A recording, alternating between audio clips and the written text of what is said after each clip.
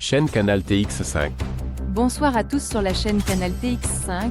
Ce soir un auteur, Titi Auteur va nous parler d'un projet de manga dark fantasy en cours, L'œil du Vatican, tome 1.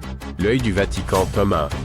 En l'an 867 AD, dans le désert profond du Sahara occidental, tout près de l'Arabie centrale, au lendemain de la tuerie sanguinaire sans précédent des Templiers qui déciment toute une population musulmane qui mourut dans la cité du désert, femmes, enfants, vieillards.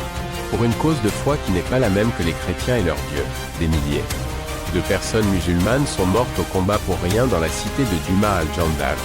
Depuis ce moment-là, nombreux chevaliers des Templiers ont déserté, car ils ne croyaient plus dans leur Dieu légitime et cette guerre sainte. 6 mois plus tard, à la prison du Vatican, Alfonso Boda, ancien chevalier des Templiers, fut arrêté par les gardes du Vatican pour érudit et sorcellerie, et attend son exécution très prochainement. Mais le pape Adrien II va lui proposer une mission périlleuse et dangereuse contre sa liberté et son honneur de toute charge contre lui, car son secret n'a plus de secret pour personne, et il doit ramener son fils illégitime au plus vite, au maximum 28 jours avant la bénédiction annuelle du Vatican. Il doit aller récupérer dans une forteresse reculée du monde, qui se nomme Cordilla di Valgo, l'enfant illégitime du pape qui se nomme François, pour le ramener en Italie au Vatican pour être protégé de tout envahisseur.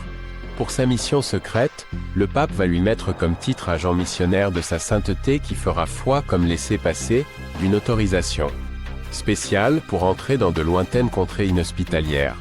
Dans l'Europe méridionale, le baron Harold, le seigneur des rôdeurs et des brigands de grand chemin, essayeront de kidnapper l'enfant pour avoir une récompense infinie.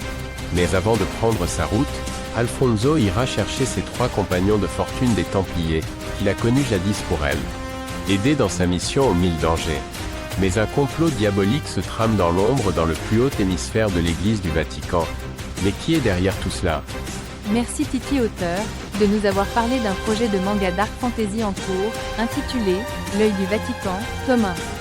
Je remercie aux téléspectateurs de nous avoir regardé notre chaîne Canal TX5, pour suivre toutes les actualités de Titi Auteur. Bonne soirée à vous tous, à bientôt pour d'autres news prochainement. Chaîne Canal TX5.